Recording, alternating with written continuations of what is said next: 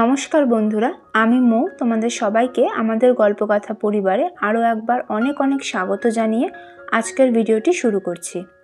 বন্ধুরা, আজ আমি তোমাদের সাথে জগৎজননী শ্রী শ্রী মা শারদার জন্মতিথির পূজাবিধি শেয়ার করে নেব। পরম পুরুষ শ্রী শ্রী রামকৃষ্ণ পরমহংসদেবের সহধর্মিণী ও শক্তিস্বরূপা মা শারদা বাংলার 1260 সনের পৌষ মাসের কৃষ্ণা সপ্তমী তিথিতে জন্মগ্রহণ করেছিলেন। মা শারদার মধ্যে আমরা দেবীরূপ ও মাতৃরূপের এক অপূর্ব সমন্বয় দেখতে পাই। স্বামী বিবেকানন্দ তাকে বলতেন জ্যান্ত দুর্গা। মা নিজ মুখে তার ভক্তমণ্ডলীর উদ্দেশ্যে বলেছেন, জানবে কেউ না থাক তোমার একজন মা আছে, আমি মা থাকতে ভয় কিসের। ঠাকুর শ্রীরামকৃষ্ণের কথায় তিনি হলেন সরস্বতী, আবার তিনিই মা অন্নপূর্ণা, তিনি দেবী জগদ্ধাত্রী। আগামী 22শে ডিসেম্বর বাংলায় 6ই পৌষ রবিবার শ্রী শ্রী মা শারদার জন্মতিথি উৎসব পালিত হবে। এই দিন বাড়িতে আমরা কিভাবে মায়ের বিশেষ পুজো করে নিতে পারি সেটাই আজকের ভিডিওতে আমি তোমাদের সাথে শেয়ার করে নেব। তাহলে চলো সরাসরি পুজো বিধিতে চলে যাই। পুজোতে বসার আগে আমি নিজের মাথায় এবং পুজোর সব উপকরণে গঙ্গাজল ছিটিয়ে নিয়েছি, আর পুজোর ফুল, মালা, বেলপাতা ইত্যাদিতে গঙ্গার জল, অগরু, কর্পূরের গুঁড়ো এবং চন্দন লাগিয়ে নিয়েছি।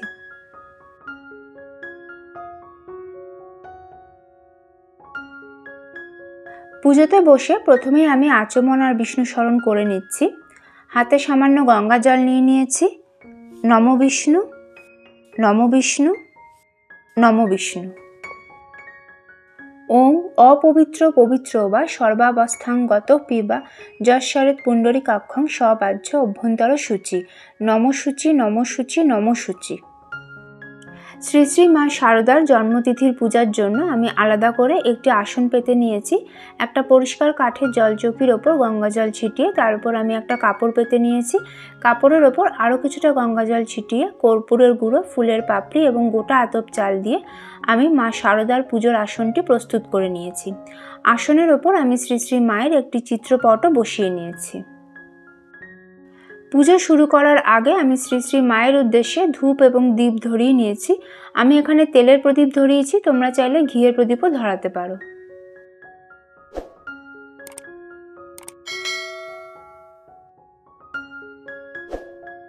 শ্রী শ্রী মা শারদার স্নান বিধি সম্পন্ন করার জন্য আমি হাতে একটা পরিষ্কার শুকনো কাপড় নিয়ে নিয়েছি। এর মধ্যে প্রথমেই দিয়ে দিচ্ছি কিছুটা গঙ্গা জল।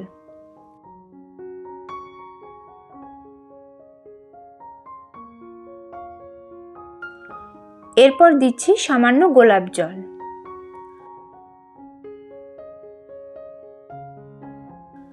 এরপর একটু অগরু দিয়ে নিলাম। এবার এই কাপড়টি দিয়ে আমি মায়ের চিত্রপটটি সুন্দর করে মুছে নেব।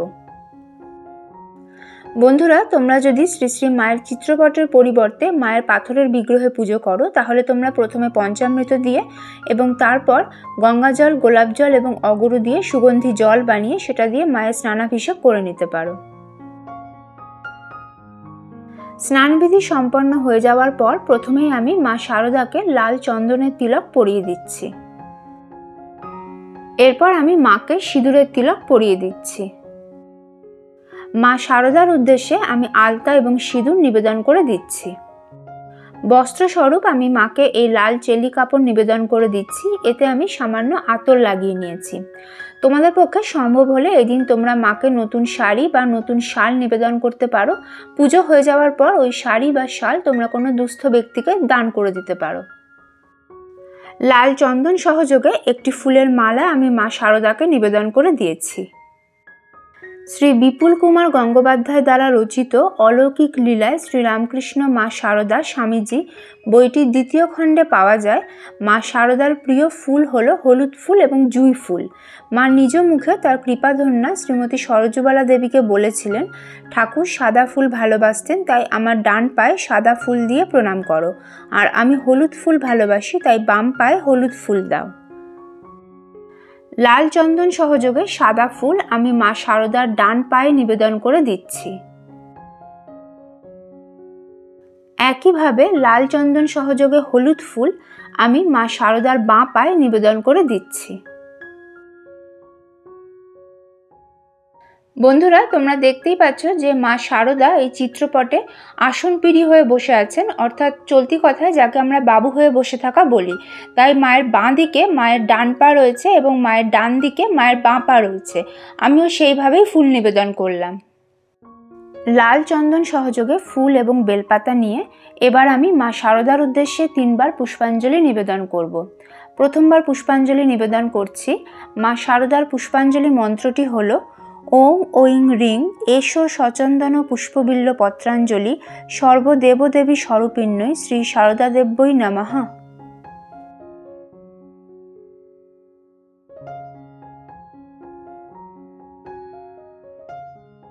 দ্বিতীয়বার পুষ্পাঞ্জলি নিবেদনের জন্য হাতে ফুল এবং বেলপাতা নিয়ে নিয়েছি। ওং ঐং রিং এষো সচন্দন পুষ্পবিল্ল পত্রাঞ্জলি সর্বদেবদেবী স্বরূপিণ্যই শ্রী শারদা দেব্যই নমঃ।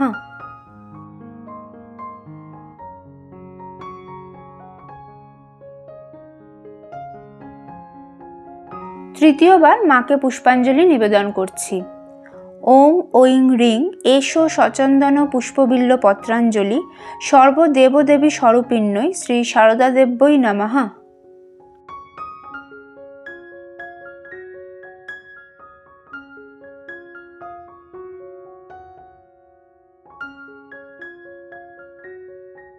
হাত জোড় করে এবার আমি শ্রী শ্রী মা শারদার প্রণাম মন্ত্র পাঠ করে নিচ্ছি। জননীং শারদাং দেবীং রামকৃষ্ণং জগদ্গুরুং পাদপদ্মে তয় শ্রিত্বা প্রণমামি মুহুর্মুহু। জয় মা শারদা, জয় মা শারদা, জয় মা শারদা।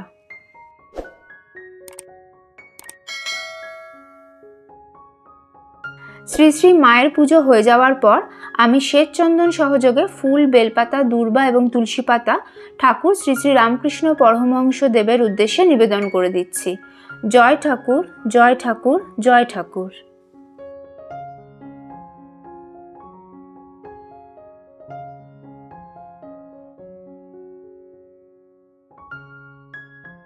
হাত জোড় করে এবার আমি ঠাকুর শ্রী শ্রী রামকৃষ্ণ দেবের প্রণাম মন্ত্র পাঠ করে নিচ্ছি। ওং স্থাপকায় চ ধর্মস্য সর্বধর্ম স্বরূপিণে অবতার বরিষ্ঠায় রামকৃষ্ণায় তে নমঃ। জয় ঠাকুর, জয় ঠাকুর, জয় ঠাকুর। এবার আমি মা শারদার উদ্দেশ্যে ভোগ নিবেদন করব, তবে তার আগে মা কি কি খেতে ভালোবাসতেন সেগুলি সংক্ষেপে আমি তোমাদের সঙ্গে শেয়ার করে নিচ্ছি। মায়ের প্রিয় ফলের তালিকায় রয়েছে আম, কাঁঠাল, জাম, জামরুল, লিচু ইত্যাদি। মায়ের সবথেকে প্রিয় সবজি ছিল সজনে ডাঁটা। এছাড়াও সজনে শাক, কলমি শাক, আলু, ঝিঙে, পটল, কুমড়ো এগুলো খেতেও মা খুবই ভালোবাসতেন। ছোলার ডাল, অড়হর ডাল, মুগের ডাল, সব রকমের বড়ি এবং হরেক রকমের তেলে ভাজা ছিল মায়ের খুবই প্রিয়। মিষ্টির মধ্যে মায়ের প্রিয় ছিল তিলকুট, চিত্রকূট, গজা, পাটিসাপটা। এছাড়াও মিছরি খেতেও মা খুবই ভালোবাসতেন। মা শারদাকে নিবেদন করার জন্য আমি এখানে মায়ের প্রিয় চিত্রকূট মিষ্টি নিয়েছি। এছাড়াও নিয়েছি মায়ের প্রিয় মিছরি এবং 1 রকমের গোটা ফল। তোমরা তোমাদের সাধ্য সামর্থ্য মতো 3 রকম, 5 রকম বা আরও বেশি গোটা ফল অথবা কুচনো ফলের নৈবেদ্যও মাকে নিবেদন করতে পারো। এছাড়া অনেকেই মাকে অন্নভোগও নিবেদন করে থাকেন।